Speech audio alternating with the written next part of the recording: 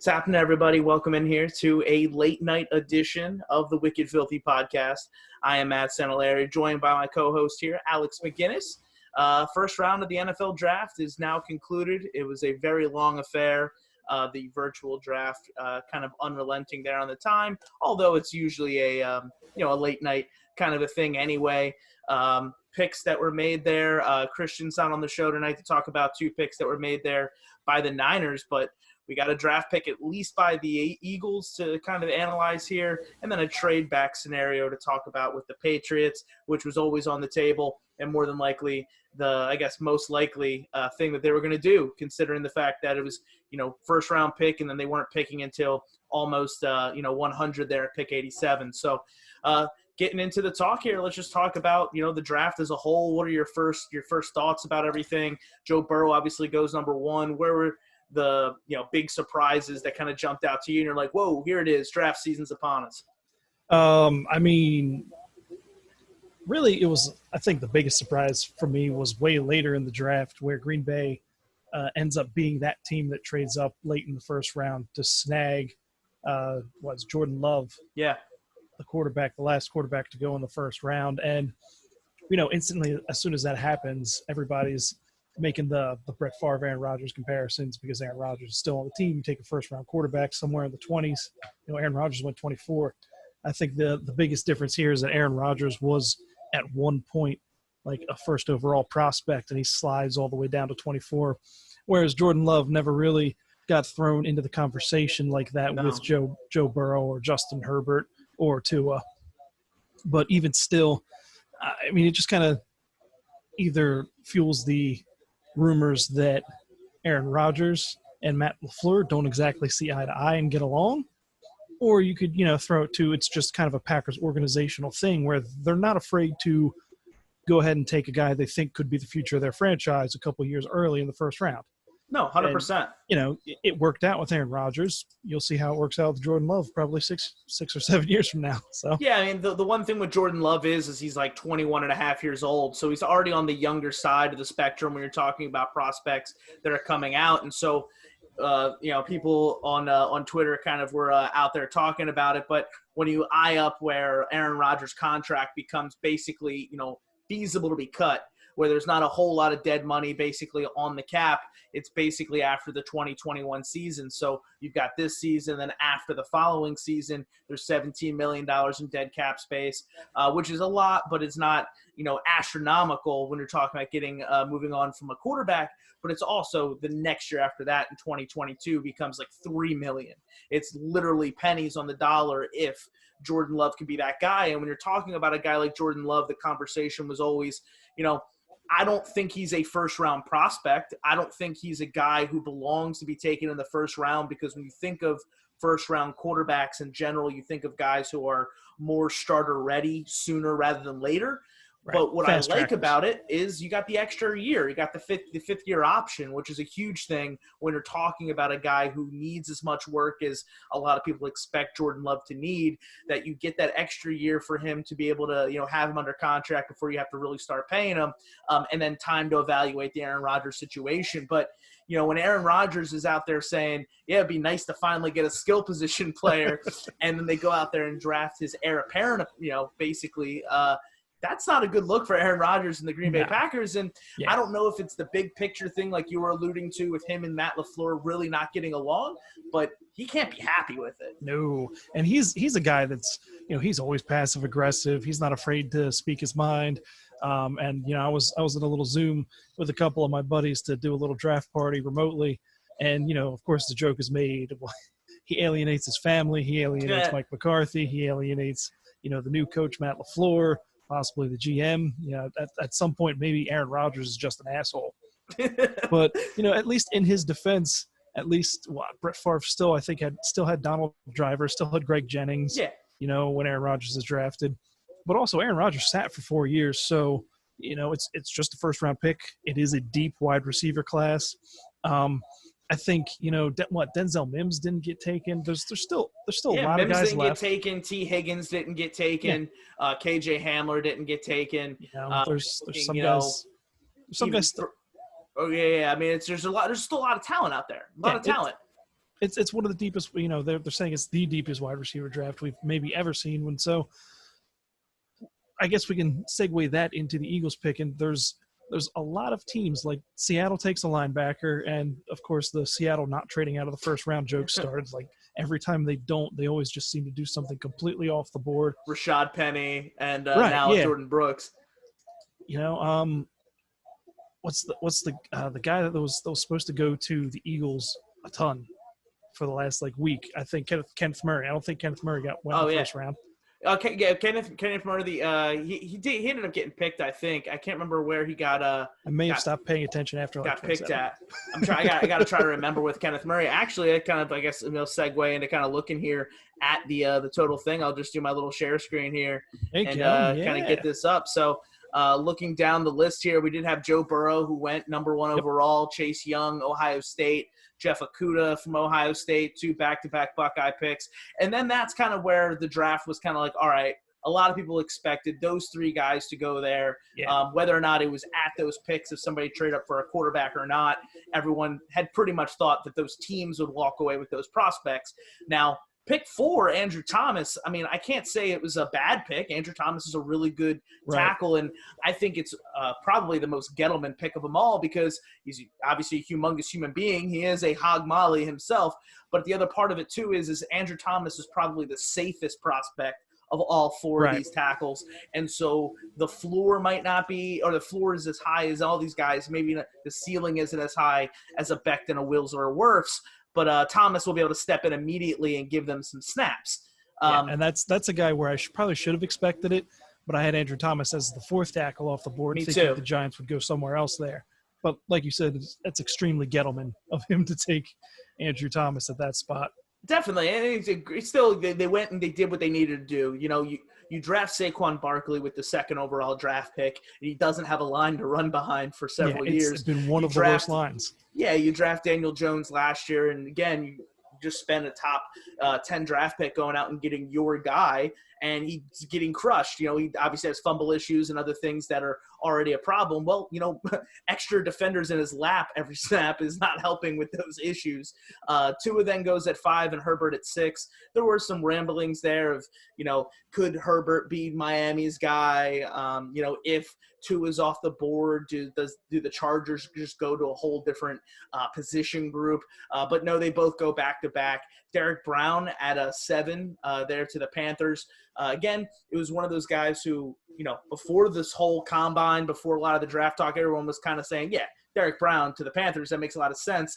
But then after, maybe Kinlaw had a better combine and, on top of that, guys like Isaiah Simmons and stuff like that on the board there, maybe the expectation was they might go somewhere different. With Kuechly retiring. Exactly. You'd think maybe you hop right on a Kuechly replacement.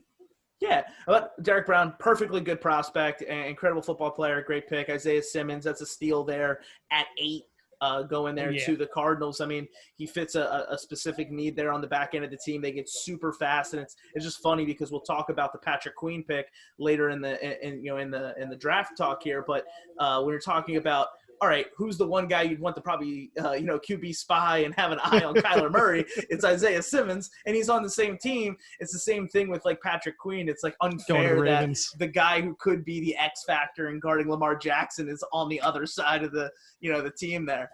Let's just nab a guy that could really be a headache if somebody we play a lot gets them. Exactly. And C.J. Henderson, not a surprise because there was a lot of talk about Jaguars really liking C.J. Henderson, them going up and getting their guy. But this is where, for the draft at least, when I was like, all right, I don't agree with the evaluation just because, again, I think C.J. Henderson has a fantastic ceiling. He's an ideal body size. He's quick. He's got the ball skills. But the lack of tackling, just that honestly just lack of fierceness that I see in C.J. Henderson kind of scares me. And he's kind of the opposite of a Jalen Ramsey in that regard. So it just kind of surprises me that they valued that position and that player, at 9, as much as maybe going out and maybe taking that Javon Kinlaw or somebody for the defensive line that it looked like they needed a bit more. I honestly thought they might go ahead and take a shot at Kayvon Chason. And turns out they just kind of sit back patient. They go ahead and get a guy they really like. and then they just let it sit back and let Caleb Vaughn fall 11 picks later, which it shocked me a little bit, mostly because of where Atlanta went off at 16. I really thought they'd go for the pass rusher there, but I'm pretty sure they just lost Trufant in free agency. So I get going there. It was interesting to see seeing the cornerbacks go, I think, because I think teams went off board when you compare it to a lot of mock drafts or a lot of like where people ranked the corners against each other. And I think this is where the virtual mock draft, the lack of pro days, just the lack of, I think, talk basically between the teams amongst the time that we usually get. I think that's where you saw the disconnect here, because I think there's a lot of people in the draft community who really liked A.J. Terrell, who really liked Damon Arnett, but still didn't expect them to go as high as players like Jeff Gladney or Christian Fulton. I mean, Fulton's not even off the board yet. He's going to be available there in the second round. We did see Gladney go a little later, but I think there was an expectation that the way the league valued some of these players wasn't the same as the draft community. And so they didn't think they would go this high. And, I look at, that pick there with A.J. Terrell. I completely understand it. I like him. I like him a lot. I think he's a great fit. I think in a perfect scenario, they probably would have liked C.J. Henderson there or would have liked Chason. But they didn't like Chason enough to not take A.J. Terrell. So they looked at corner as the biggest need on the team, and that's the route that they went. I think one of the other biggest shocks to me is right after the Falcons there, 17. Yeah. This reminds me a ton of Ezekiel Elliott right before Jalen Ramsey. Okay. Where the Cowboys seriously needed cornerback help. Their defense wasn't good at the time. And I think it was just off the year after they had lost to DeMarco Murray, and they've got, scrubs running for almost 1,000 yards. Yeah, Darren McFadden, I think, had 1,000 yards. Goes to Darren McFadden. Yeah. Never heard from him again. And they're just like, no, Ezekiel Elliott. And, here's Jerry Jones again in his basement. I don't know, maybe he's trying to throw Dak like an olive branch and being like, we won't pay you a shit ton of money, but here's yet another weapon to work with. Because, I mean, as objectively as I can be, I know I was talking shit on CD in the group chat. Yeah. Like CD Lamb across from Amari Cooper, who I wanted for a while, with Michael Gallup in the slot, and then Ezekiel Elliott. That's dangerous. I still don't think their offensive line is because, they just lost Travis Frederick. Yeah. Even last year, they were hyped up still as the best offensive line in the league, and I don't think they've been that for a couple years. And I still think that Dak is an average quarterback who can be really good, but the problem is you have so much around him that you take a guy that can be really good on his own at times, and all of a sudden he's like a stud 50% of the time, and then most of the time, he's never as much as you want to say that he's average, he's never really like god awful. No, he's got a very high floor. Yes, and he's got a fantastic skill set. It's just a matter of whether or not he can play at an elite level consistently. Like he's almost like a much better Alex Smith. Well, yeah, that's the thing is he's like a risk-adverse Russell Wilson. You know what I mean? Like he has a lot of the scrambling ability. He has the ability to extend the plays. He 9 times out of 10 does the right thing with the football. But when it comes to those big plays that you'd like to make down the field on a consistent basis, he just would rather take the check down a lot of the time. Right. He'd rather be conservative. He'd rather be that way. And, that's good for one thing, and it's not turning the ball over and allowing you to, try to win some rock fight games if the defense is playing up to where it needs to be. But when you do put as many, weapons there on the offensive side of the ball, you'd hope you would score more points on a consistent basis. I think the CD Lamb pick is like one of those ones where it's, hey, Dak, whether it's you're playing on the franchise tag and that's it, or we work out this year for you, you really got to prove that you're the guy, that you deserve that $30-some million contract or $40 million contract that you want. Because we've given you as many weapons as we basically can give anyone to work with, money-wise when it comes to Amari Cooper, and then value-wise with the drafting of CeeDee Lamb.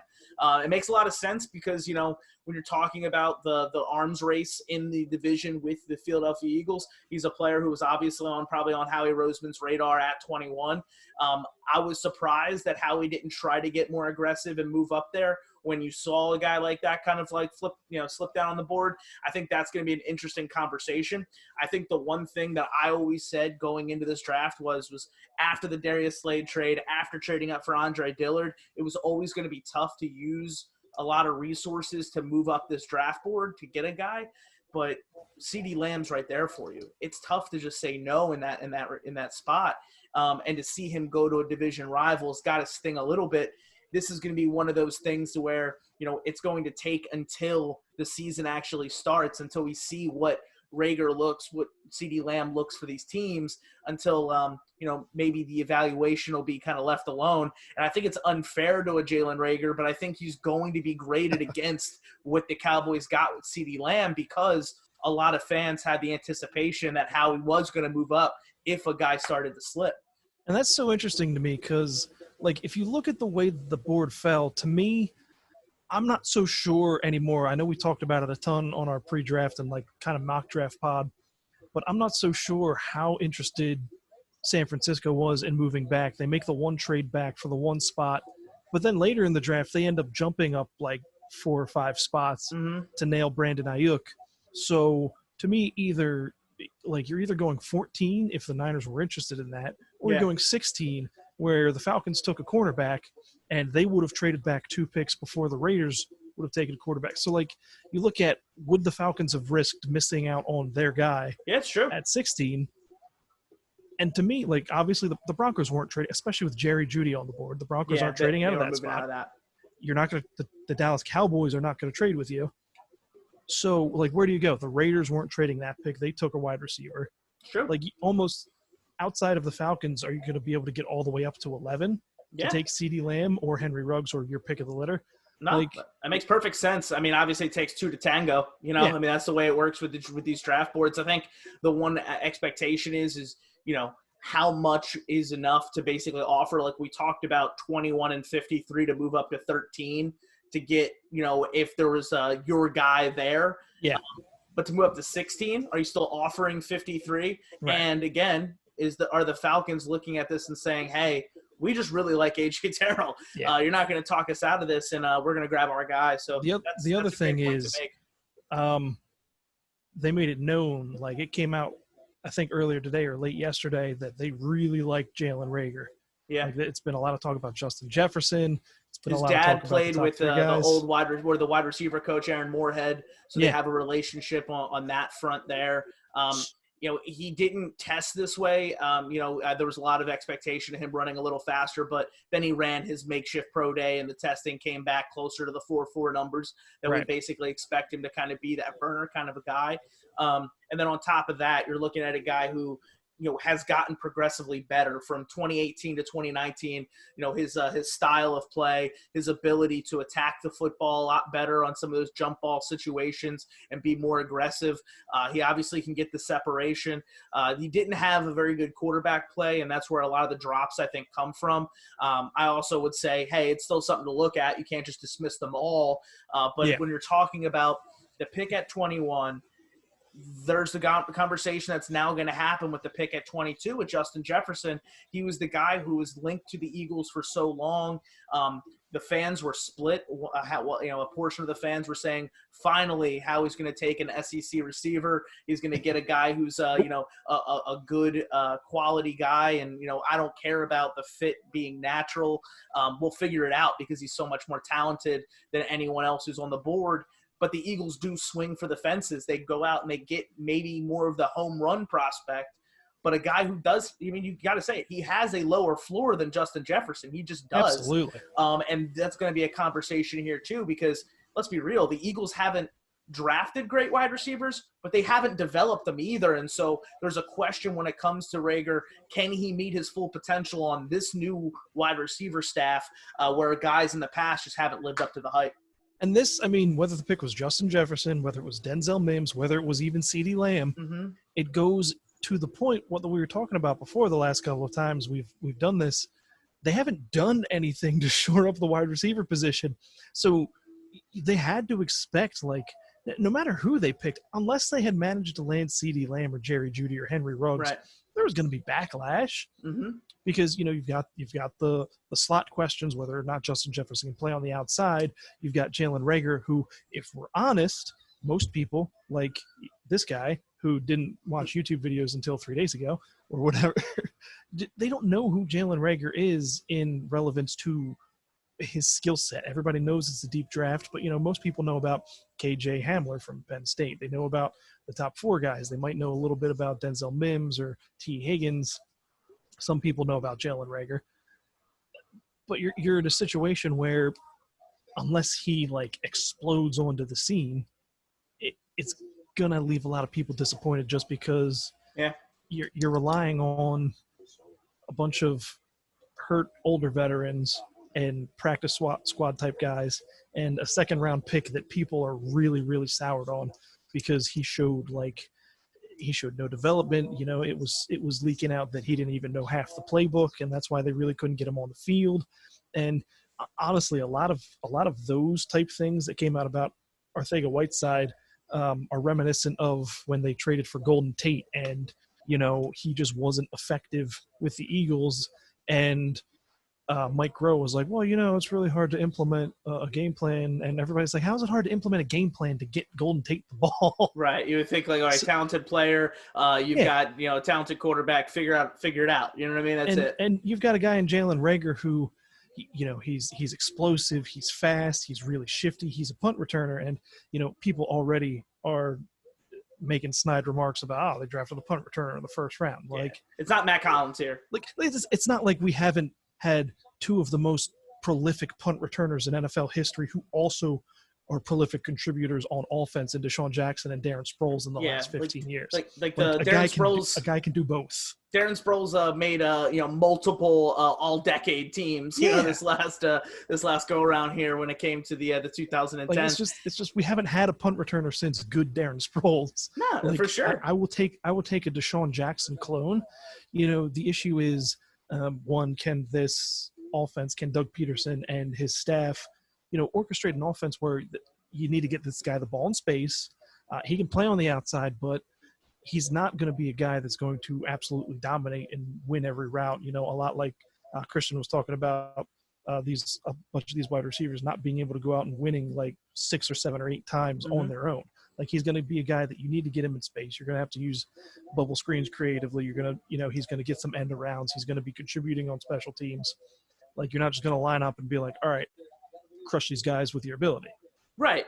I mean, it's going to be tough for him, but when you're talking about, hopefully having a healthy Deshaun Jackson, I mean, who better, whether it's just for 1 year or for half a year, whatever, however long it is, to kind of learn from as the guy you want to model your game after here in Philadelphia. And you're talking about, is Carson Wentz Patrick Mahomes? No. But at the same time, he does have a big arm. He does have the ability to throw the deep ball. There's parts of the playbook you can kind of strip out for plays that you use Tyreek Hill for there in Kansas City that you might be able to get Reagor involved with because he has the speed. He has a similar type when it comes to getting him the ball behind the line of scrimmage and asking him to do a lot of the stuff, after the catch. The rack machine. He's a dude who can do a lot of that. I look at him as being, like I said, a high upside pick. I was one of the people who were out on Justin Jefferson at 21, not out on Justin Jefferson, the prospect.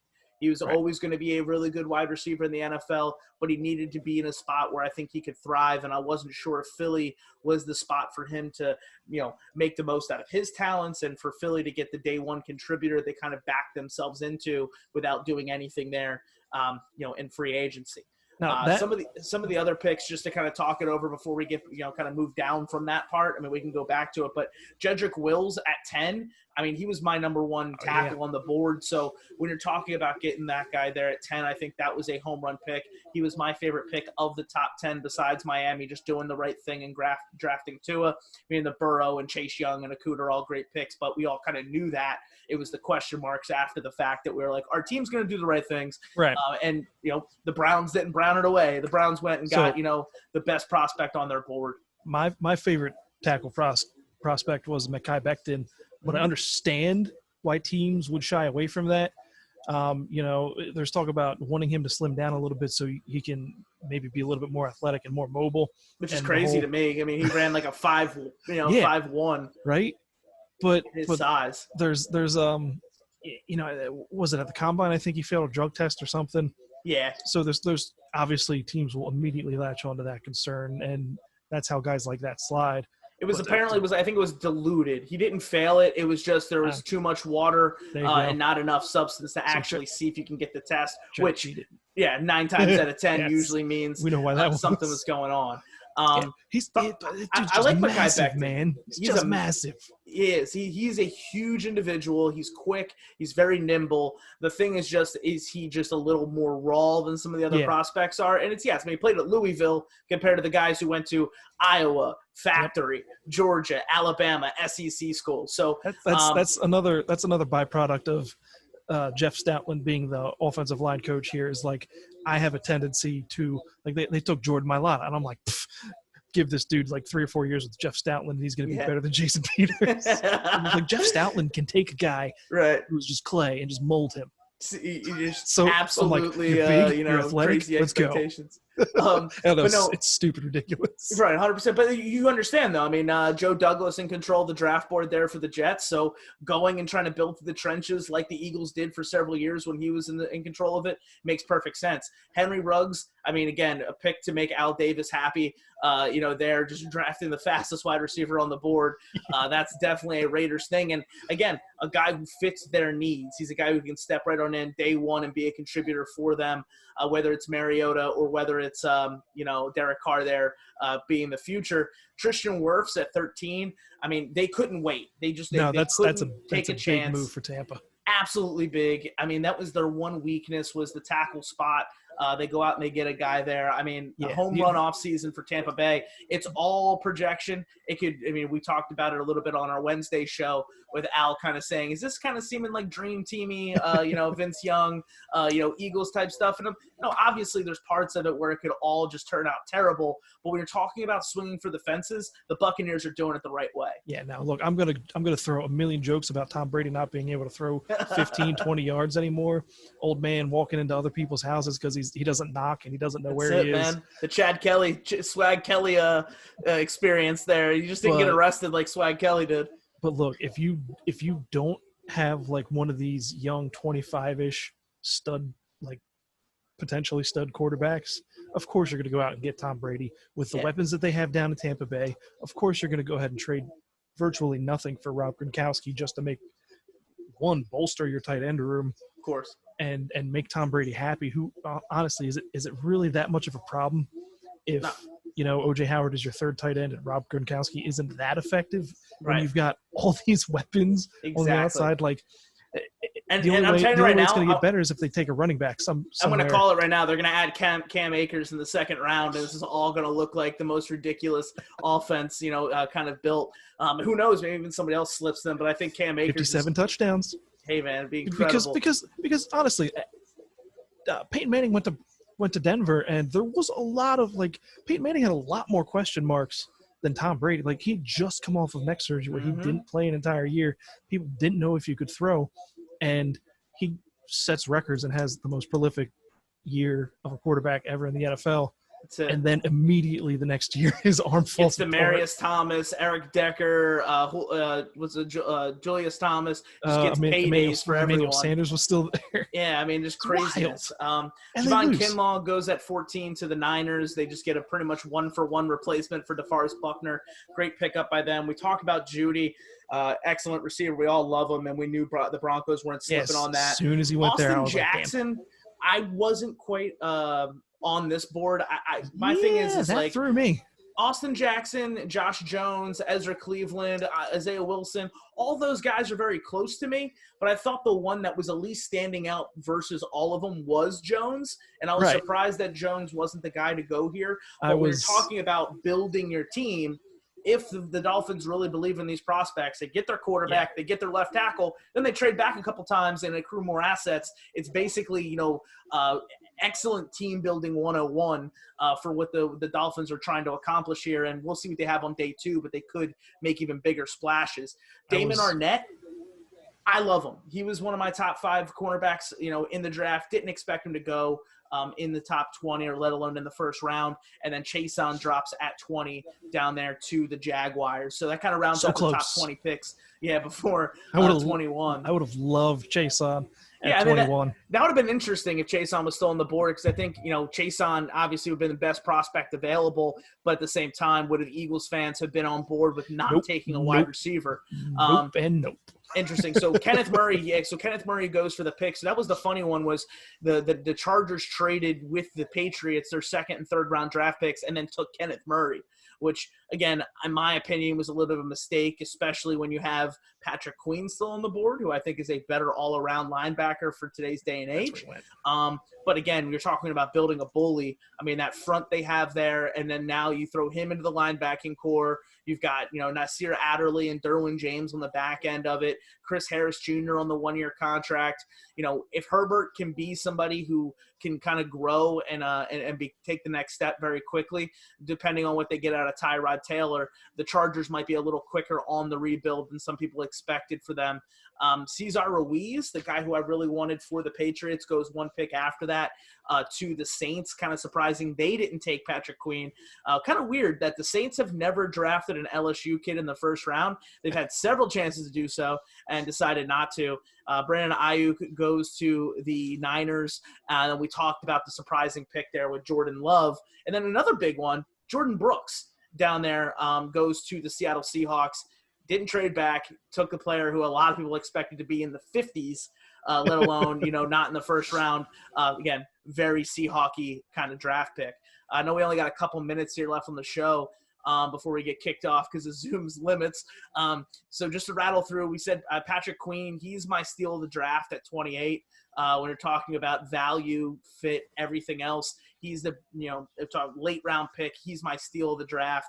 And then you add in, my favorite pick of the draft, Jedrick Wills to the Browns. Those are probably my two ride or dies for this draft, although I really do enjoy CLE or CHE, CEH, Jesus Christ, acronyms, getting picked there to Kansas City because, I mocked DeAndre Swift there, but I think Hilaire is actually the better fit, and he's the better back. And so that's going to be interesting to see how he works out for them.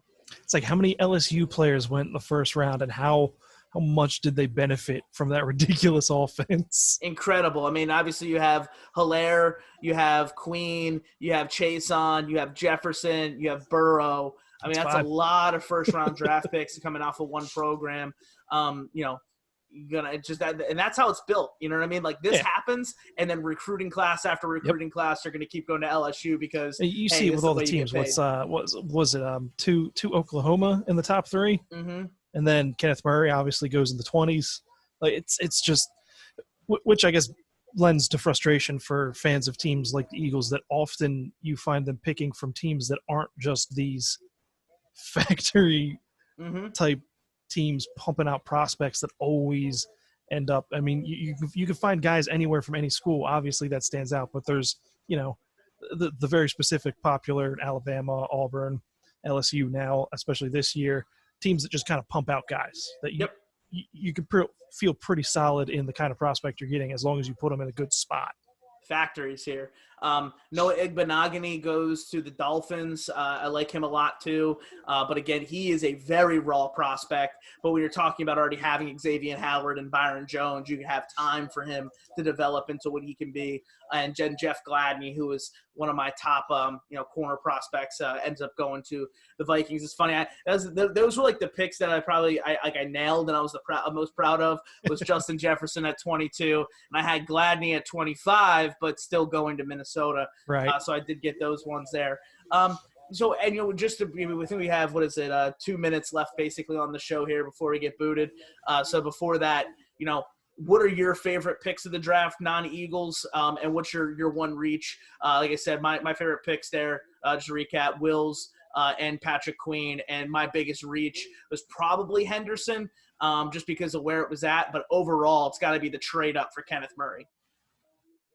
So I really like Caleb Von Chason at 20. I thought he would end up falling to Atlanta. I wasn't sure if any team would fall in love with that kind of raw athleticism coming off the edge. And like I said a million times, I really thought that if the safeties or Chason was there at 21 and they didn't go wide receiver, I would really not have a problem with that. Mm-hmm. Reach is probably – I mean, Jordan Brooks is probably there too. yeah, But it's just kind of – it's just a weird one. Like a yeah. guy that – where especially with a team that usually trades out of the first round, if they don't have a guy they like – you know, a lot of people might say Jalen Rager's a reach just because it's another spot where you probably could have slid back a little bit. Mm-hmm. But the Jordan Brooks one is weird just because it's, you know, it allows Patrick Queen literally – obviously it's two slightly different spots in the linebacker position, but probably a guy that might be better suited to be picked in that spot goes just a pick later, and you can absolutely have probably made a deal to slide even into the early second round and take your guy still and recoup a little bit more. Mm-hmm. That one just stands out to me as slightly weird. 100%. So that's going to do it here for our first round analysis. Thanks for joining me here on the show here, Alex. Going to have some more analysis here maybe tomorrow after day 2. And then we're going to do a big draft show there, probably on Monday or Tuesday, kind of recap everything. So until then, thanks for tuning in, and you guys stay safe, and, good luck for your teams in round 2 there. Yep. Adios.